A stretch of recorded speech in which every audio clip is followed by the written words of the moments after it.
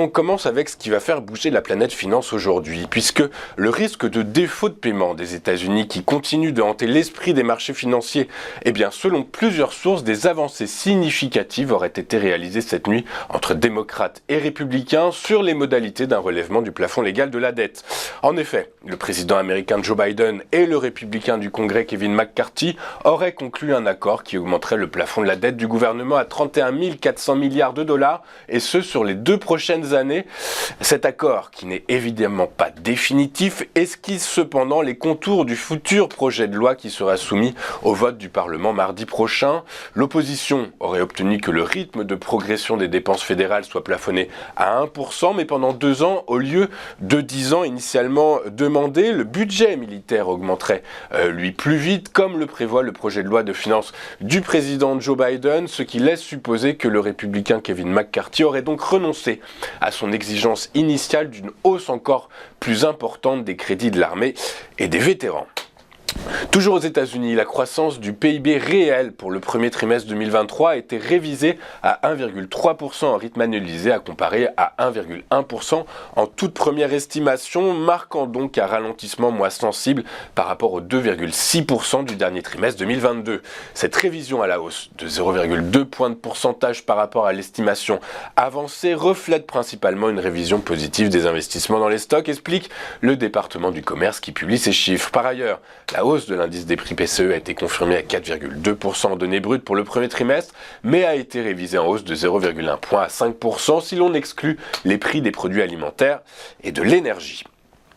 Les statistiques publiées fin avril laissaient penser que l'Allemagne allait échapper de peu à une récession technique au premier trimestre 2023. Eh bien, il n'en est finalement rien. Après s'être déjà contracté de 0,5% sur les 3 derniers mois de l'année 2022, le produit intérieur brut de la plus grande économie européenne a reculé de 0,3% entre les mois de janvier et mars selon l'Institut des Statistiques. Cette baisse sur 2 trimestres consécutifs marque donc une récession technique, ce qui n'était pas arrivé depuis mi-2020 en raison de la crise sanitaire liée à la pandémie de Covid-19.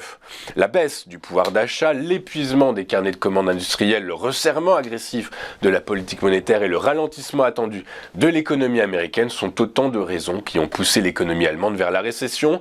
Ceci étant, les prévisions d'activité de la Bundesbank restent optimistes puisqu'elle anticipe une croissance modérée au deuxième trimestre, boostée par le rebond du secteur manufacturier qui devrait compenser la stagnation de la consommation des ménages.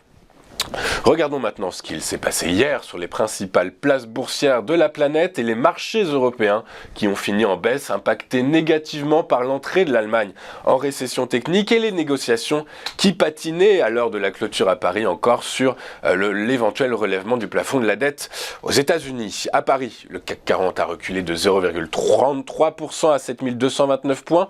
L'indice phare parisien a ainsi signé sa 4e séance consécutive de baisse.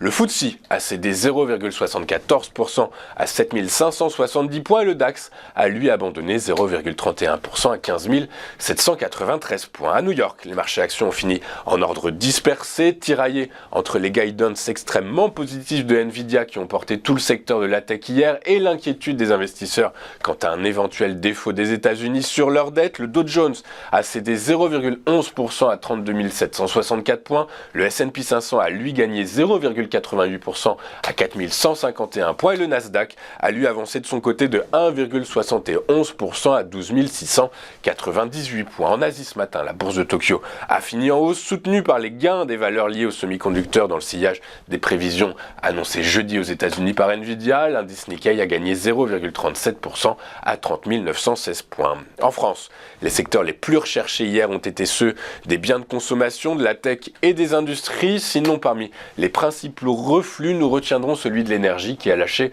3,15% sur fond de fort repli des cours du brut.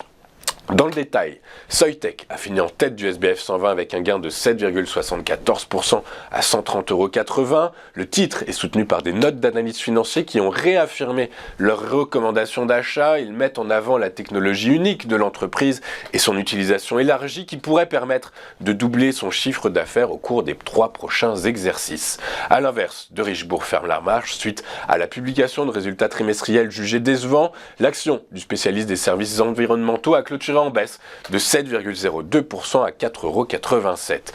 Sur le marché des rendements obligataires, les craintes sur la dette américaine ont tiré vers le haut les rendements des bons du Trésor américain à 10 ans qui ont gagné 6 points de base à 3,7883%. Son équivalent allemand référence pour la zone euro a lui fini en hausse à 2,488%.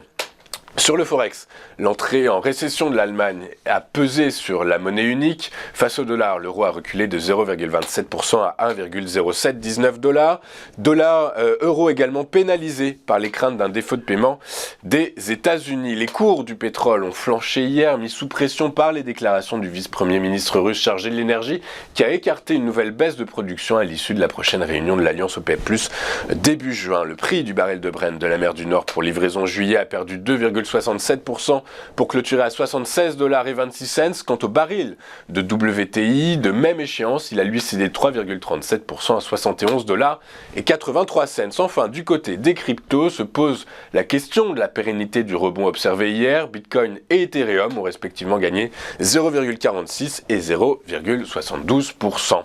Nous allons marquer une toute première pause dans cette édition du 26 mai 2023 de votre live de TV Finance. Et juste après, comme à notre habitude et comme tous les vendredis matins, nous retrouverons Antoine Quesada qui va décrypter pour nous les premiers échanges à la Bourse de Paris dans Chronocac. À tout de suite sur TV Finance.